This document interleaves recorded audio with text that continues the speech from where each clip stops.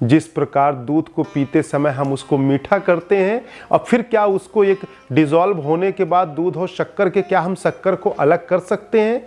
नहीं कर सकते। अब वो समस्त दूध में ही वो स्वाद हो चुका है।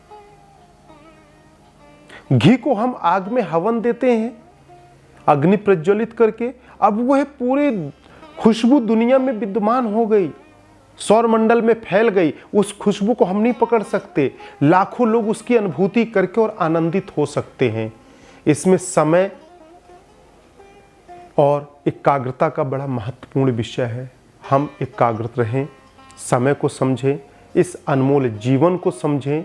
हर क्षण साधना के माध्यम से अनुभूति की जा सकती है, हमें भटकने की जरूरत नहीं है। आए थे इस दुनिया में एक कर्म के लिए, ईश्वरत्व की अनुभूति करके भटके हुए मानव प्राणियों को राह देने, और खुद ही भटक चले, खुद उपटने लगे, एक उपटन लगे। कपास वाली बात है, आए थे हरि भजन को, उपटन लगे कपास।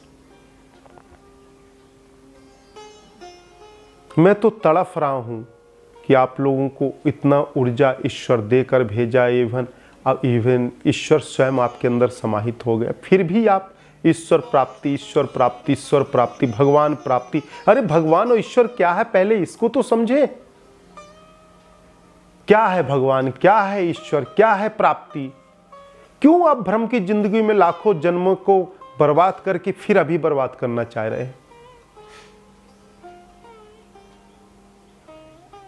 संसारी कींटे, दीवार, सारी चीजें। आप एक बात को समझे, मेरा छोटा सा है, आज यदि भगवान की अनुभूति न हो तो भगवान भी किसके लिए है? मनुष्य प्राणी के लिए है ना। 84 लाख योनियों में श्रेष्ठ योनि कहते हैं, मैं कहता हूं 84,112 योनि होती है। वह 12 योनि देवत्वों की योनियां होती हैं, जिसमें हमारे शरीर में मल मूत्र गंदगी ये सारी चीजें नहीं बनती हैं। तो 84 लाख योनियों में सोने को, मुद्रा को, नौ रत्न को, भगवान को, प्रकृति को, वातावरण को समझने की बुद्धि किसके पास है? मनुष्य प्राणी के पास है। इसके अलावा हर जीव योनियों को, किसी का दांत बड़ा, किसी का नाखून बड़ा, किसी की चमड़ी मजबूत, तो किसी की खीस, तो किसी के सींग, तो किसी के पंजा, प्रकृति ने रक्षा करने के लिए ईश्वर ने हर अलग अलग एक अंग दिया है शस्त्र के रूप में। मनुष्य को क्या दिया है? बुद्धि। अब बुद्धि से मनुष्य ने सब पर विजय प्राप्त किया, परंतु स्वयं पर विजय प्राप्त नहीं कर पाया। हम बुद्धि में फंस गए, उलझ गए। मकड़े की जाल देखें तो मकड़ा जाल बुनकर बुद्धि का जरा उपयोग करके बैठे बैठे शिकार करके जीवन यापन करता है, और हम संसार में भागते भागते जीवन यापन करते हैं और न जीवन यापन कर पाते और न शांतिचित्त की आनंद की अनुभूति कर पाते।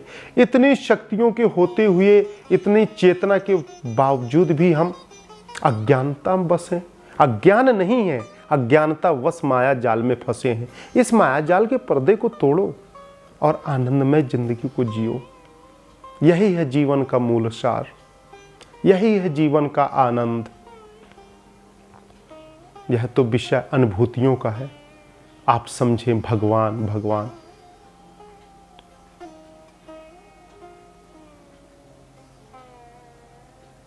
कर्म की दुनिया के बाद जो अनुभूति होती है वह प्रथम भगवान की होती है। भगवान की आकृति जब प्रकाश में विलीन होता है तो ईश्वरत्व की अनुभूति है, और जब ईश्वरत्व को हम अंदर देखते हैं तो यह हमारा समस्त शरीर काया के अंदर ही ईश्वरत्व है। मैं ही ईश्वर मैं हूँ, मेरे अंदर ही ईश्वर की अनुभूति है।